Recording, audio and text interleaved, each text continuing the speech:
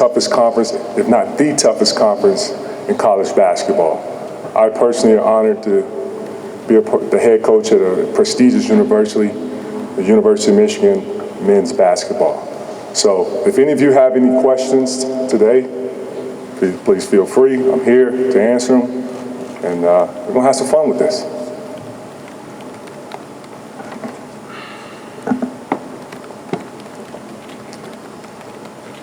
Yes, sir.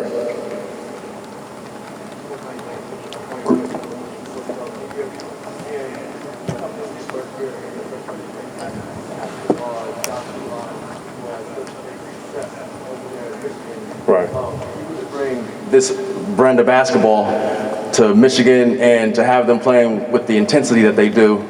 I can see when you got the job, I can see the expression in your face and the emotion going through your heart. So right. I know that has to kind of settle in a little bit before you actually start thinking completely about basketball. So what do you think about bringing Eli and Hunter back with some of the new recruits merging together under your tutelage? Well, first I would say this, yes. The emotion that I displayed when I was first hired, it showed how much I cared about this opportunity. And when someone puts their heart in it, obviously they're going to give you everything. And I think our players, the school, alumni, everyone that supports the program, seeing that emotion being displayed and shared within our team. And last season, during the pandemic, during the COVID year, how our team responded and how they all was connected and played for one another.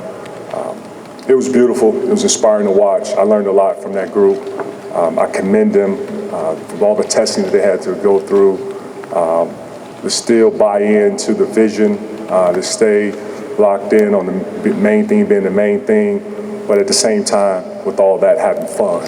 And I did not want to make sure that they, and I'm speaking of they, the players, student athletes, the staff, to enjoy it because it was tough.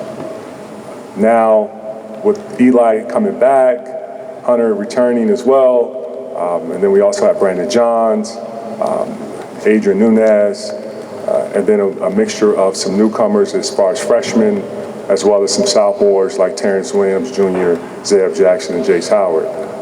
We have a very competitive group. Every day that I drive into work, I'm so excited to get an opportunity to go in there and coach and learn from them, and we learn from each other and grow together. So as the season progresses, when it gets ready to start soon, it's all about health. We want our health first, and we want to continue to keep striving to try to be a competitive group. Hi, Juwan, Andrew Kahn, good to see you. Good to see you again. Kim was up here talking about the relationship between the two programs, yes. Yours and hers. I was hoping you could do the same, share some insights on that. Well, I'm so happy for Kim and the program on the success they had last season. They had to endure and fight with a lot. And the way how they responded was a reflection on the head coach. She's a great person, a fighter, smart. She has amazing staff, and then to see the success of how it all panned out towards the end. And unfortunately, they did not want the season to end the way it did, just like us. But I'm just happy to be a part of, and sharing in the same building with someone who was opening, welcoming, fun, smart. I sit in some of her practices and watch how her team competes and watch how her staff is able to help lead those young ladies and developing them to become the best version of themselves. And I've learned a lot from her. And so I will continue to support her program, the players, because they're beautiful people, man, and they're very talented, and I'm going to be their biggest fan. Juwan, Tom Brew from Sports Illustrated Indiana. A lot was made when you came back to Michigan from all those years in the NBA and such, and now that same thing is happening in Indiana with Mike Woodson coming back. What was the most important thing you learned in making that adjustment? And if you could, tell me your best Mike Woodson story. Well, the first thing I learned when I first came from the NBA to the college level was getting to know, everyone in the building, to know the names of the managers, getting to know the folks that runs the building and keep the, place clean and safe for us. The second adjustment was the recruiting. The recruiting was a lot different from, coming from the NBA. Everyone come to you, and now you have to sell your program, you have to sell yourself, and you have to sell the vision and the culture. So the recruiting was an adjustment. The best Mike Woodson story, I would say, would be back when Coach Woodson was in Atlanta, and he was coaching the Atlanta Hawks, and I was playing for the Charlotte, at that time they were called the Charlotte Bobcats. So Coach Woodson, having an amazing, talented group, played in the NBA for so many years and had success while doing it. He's always had a very competitive team that plays hard from start to finish. And I expect that with the Indiana University on how his team is going to be played this season. Smart coach, hard worker, what he's learned from the NBA, I'm sure, it's not saying he's going to do everything that he's done, over his years coaching the NBA, but it shows that the guy knows basketball, that I know his team is going to be competing from start to finish. And he's going to be another coach, along with the other coaches in the Big Ten that keep me up at night trying to see how we're going to scout against this group and to prepare for his team. James Boyd, Hero Review. Juwan, Isaiah Barnes actually grew up where I grew up, and he went to Romeoville High School his freshman year, Marwood High School. Never thought he'd be in Michigan. No disrespect to him, it's just he kind of blew up. So what type of things did you see in him that made you want to go get him, and what type of impact do you think he could have as a freshman?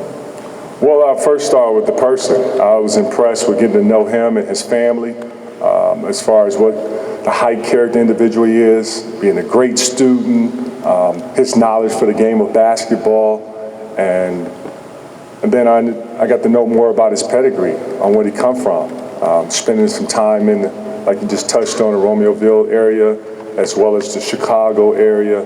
And I have a little bit of knowledge about Chicago, basketball, and some of the guys that come out of that city, and how basketball is considered the #1 sport, and the passion and the competitiveness that, being a part of the Public League South, where Simeon, where he ended up transferring to, yes, he did blow up. People did not know much about him, but I had a chance to watch him when my son, Jace Howard, was playing in the Under Armour tournament. At that time, it was 16U, and I watched Isaiah's team play when he was playing for the Illinois Wolves, and I was like, this kid is pretty special. He's got an amazing skill set. But then, after talking to him more and more and seeing, what he wanted from his college, future, I just felt Michigan was the best place for him, and that's why I went after him, and I'm just happy that he's a part of our family. Okay, we have time for one more question in the back. Craig Waddell, Sleepers Media. Hi, Juwan. Good morning. Eli Brooks, Brandon Johns, you mentioned both of them coming back.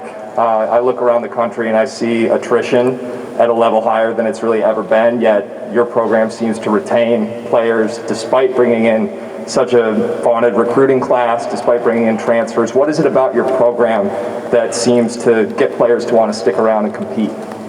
It's Michigan. Michigan, not saying it in an arrogant way, but it's a special place that always keep reeling you back in. Ann Arbor is a beautiful city.